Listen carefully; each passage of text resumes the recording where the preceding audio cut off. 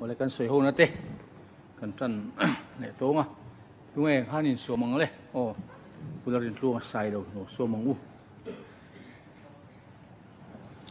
Bo Deputy Speaker kalome voi nia hian kan sia tangin private transport workers welfare bill sang ni som ni pani he hausan kan soi ho me kan nia kha members tam takin an soi to a kan an soi da kan driver hi kan mangain kan khongai siak liam man cho ti turin kalo dong songa atak taka hian au mem voi nia pu Deputy Speaker kan members te po hian sorkhara rami puitena he muna ding a thutla ka ngai min da hian ke mani hian court terminus drivers te po kan nei de vekin ka ria heng te hi kan official ten soi sela a soi tu soi mek tu tel hian ana kau na chia hian poisa te kan pem hi ka in zot dua so ti rol chuan kan drivers te hi tun main helai house kan chut ma hian contractor te kan lo ni to thina kan driver te chu ti khopa mangai si chuan kan motor registration kan ti rol kan driver te insurance te kan ti sangayen ti te min ngai tu tia ni ti thumang dem kan soi dua he bill kan members om tak Dr. Vanlal thana ron bua sai ni zana ka faten anan lo chiara ke sap tong ka thiam lem lowa ama chu ka fanuina mi convince mai pakhat a oma pa he bill hi 2015 as parliament mi khani to a chu wang chuanin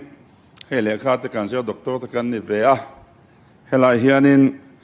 play clearism atinga ria chungchang hi university le jona sang na ngai poimonia aziak tu hian doctor in tiboxia mi ziak ki copy tre maya engtin nge house na president ang o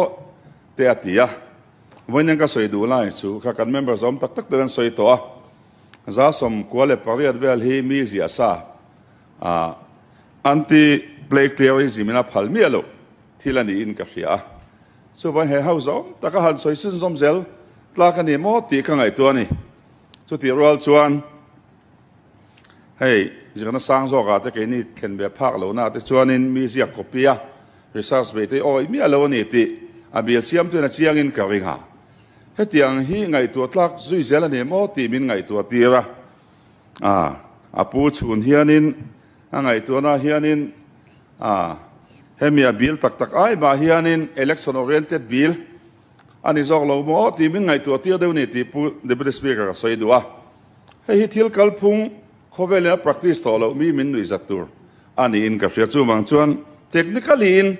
he bill he lak tak lo to pani ti ka soi dua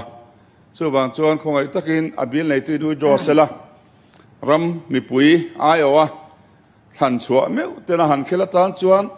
a ke ni ang azir niam puina ho kan ti chumin nui zalu to kang pon lama kan mi thiam ten ti min ngai tu atia ni so vain political advantage lak do wanga hetiang bill kan pulu thi aza thak le in ka ria tin research beya driver engzan nge oma mo tu tur tin Lalduhoma'n Driver Association tam taka oma he ta truck driver association government driver association ti te city bus driver association taxi driver association pickup driver association tipper driver association ti te art mover operator association han tiang chi te pakat ma hi ron an om lo in ka ria andu lo chung kan bar lui meng ti ka lau kho mai voi nian pu Deputy Speaker chu wan chuanin he bill hi ani na anga ha kan mi thiam jok te la kan members tam jok ten an soyang khan ani na anga technically atling lo ni si chuan soi chun zom zel lawa ke chu he bill hi apulu tu ina midang soi to copy ani na anga zakmi alawain ui draw mai chain ka kho mai ti ka soi do ni chu wain tun china chon mi thiam jok ten nia an pulu le don ni pon hetianga mi dangina an lo analyze anti play clearism om haulawa maron la tran on la turan ka som zo ka ni ti ka soi dua chu wan chuan hei chu thil dang ani lo mangai na mak tak ni in ka ria ni ti pu deputy speaker kan ta lang ani kalome Chúng anh soi liền lấy. Mình bảo rằng tập Lalduhoma'n Driver. Speaker kan ngai thak ta kan khan Legislative Assembly kan nei nuwa private members bill helaya alo lu voi thum na chau alani amasa pani kha group leader kan ei hun laya imani group member te ranti ve ani voin ni ami po hi kan member te singa mi na ron tho ani le wangin chuanom katia bil nei tu ne na lom thu ka soi ani the drivers te hi kan fiat angin kan nei le bar tur zong song min phur sak tu ani damlo an pura liam an pura shikai an pura ruang an pura man la revak lo khan ke mani bial ser chi pa pe ki chuan kan covid shikai phur tu kha dam lo tak maya driver kha kan muzolova tlom ngai turin thalai tenen mi pakhat kan muwa lo ka pek saka tiang chuan PPE te pok du hunai in thak tur nei lo khop manga om chungin nun nari stak zetin heng kan ripui te po hian kan rin roll chu kan driver te an ni tin tlom ngai na konga hian kan mizo culture him na konga hian ZDU ina contribution anga je hi kan hailovin ka ringa ton ma kha chuanin kal konga chiat to lom selangin kan in tlan pel ngai mi lova motor chiat point anin siam puya kati hun lai te ka chuan tun lai engine anga changkang ne lawa hanti nok noka thiam deuh te na hanti kal le thei chi te po khalo ni chiat ni that nia kan drivers association zinga alarber ZDU kan ti te na tom ngai na an von nun na sajia te teng hi rual ni in ka shelova chuti laia chuan har san na chi sang an to ka ei kan taxi drivers te po chung kwain tang khat lian ei zon nan ten lo manga ti chuan an motor dam hun alo rala taxi permit renew le an sum do na an ei zon na chung kwa an lo lu ve to na chun zo man han tuma henga renew kan han phal saklat lo mai te an permit ama mo ngoi tu le chung ko chom na mang tu ta kan han ti thi saka partia kan campaigners te kan du zong kan han pe an ma mo le lo an har shal le mai ang te heng te hi apoi hian ka ria tu na ya te po tru huila thi huila ti chung changa ma mo ai tam in pek bel au ma shal zur kan sheve kan yangi voina kan soi hi chu ei zon na mang tak drivers te chung chang kan soi ni an ni hian ang tikang an pension huna te pension an lak thei dan omem health care te po hi tu na om dan pa ngai ringot varin chan lo yan an mani pual a san pain an nei ve dan omem chu tiangin liam tuar thei an nia high risk ami an nia kan frontline worker an ni boxia chu bang chuanin liam an torna te nun na chan na te insurance pek thei aniem chung chu han bua sai sakila an nu pui fanau te po tu na thamwang zokin ei zon na dang ot lovin an lo om ve theyanga tin an working hours te po kan in chordan anasem ema pu ta thin tiur ruala bangro nak tu local to su ti mai thei ania sarkar na thok te chuanin overtime allowance te an la an ni hian an la ve si lova pu te leng te reitak takan ha ka tiang khan working hours te po hi kan siam sak deuh lo chuan a thadon lo te po hi du tu inang lo zunga mian har san na den chena tlom te kan in roi thin te he dik love I rut rual deuh tiang minimum wages atang hian om tok rules lamin ron take care selasiam sak ni vero se han ti te hi atha tin welfare fund te po kha kan han soi har sa karin danin heta hemin noya in register tour driver ta khani registration kumtin cheng san he malo petas anna hau lovani kum khada cheng san I choi kha tuna hian drivers khi private members private drivers kan ti hi sing khale sanga borvel achia chuan chut thei har sama ro chu ne riat ania cheng san hi lo tho se kum khada noi som thum atlingani ten an mani ruai tu ta kha he ngai chuan an lo tlem dewanga sim khata po lo ngai taila ko kha kan kum khata cheng san ni tho kha an lo reng nuai som ni alo tling le a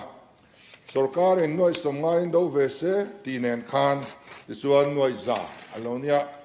ne nuai za soi po hin dom vak lo tun lai chu ri ruai hian til da ge lo lu thina kha recurring expenditures ni maya Unless I driver ni toina driver in kum khatsu a lo tur zat ni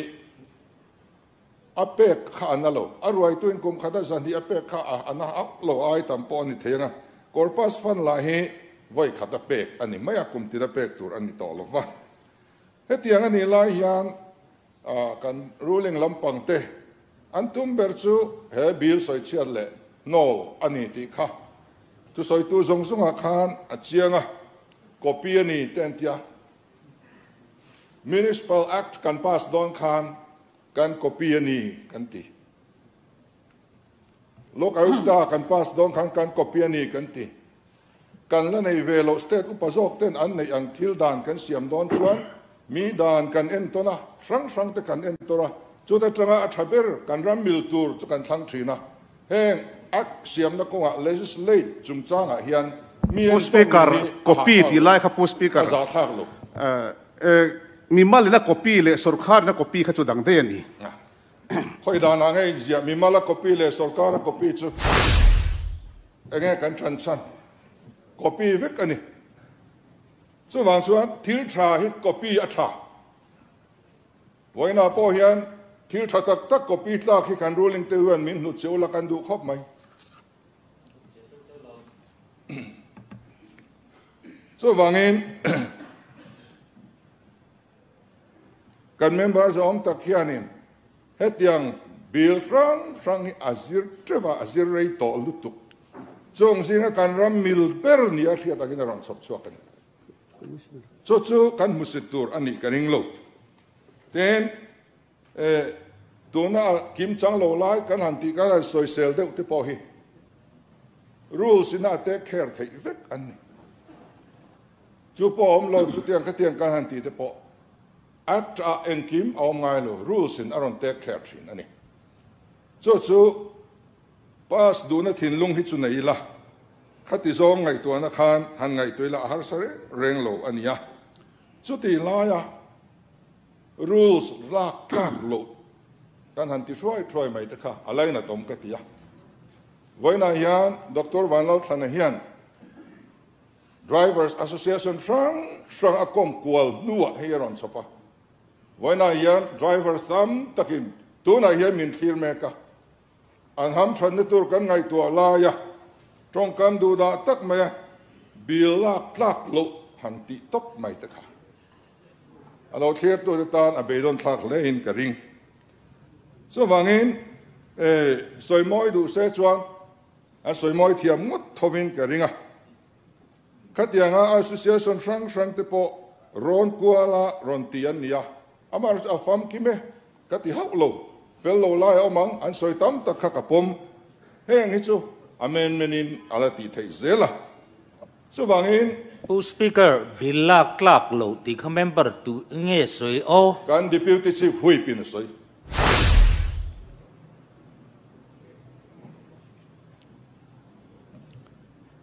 so wangin heng driver association frang te ngai tua dan te la ron thapa ron chop chuak ve hi ania tuai ma malangai de ve hetingot hi zongin kan tiani chuan post speaker pass relo point select committee ya kan refer theni select committee ya tal I refer amuti hi karot dua chu mi em po kan pom thei lo ni chuan kan du lo hrim kan no hrim tina ka ngai ang ke chuan chu wangin avai hian a tha diklo om lo siam that ngai mi lo ka ti hau lo om po mang chung te ron tuai mam tu chuan kan tum chu drivers the welfare siam ani chu ta chuan kan in lungrual a tha kan ti tlang ni si chuan select committee a iri fer mayang miang ti kan rot ani e ka lo me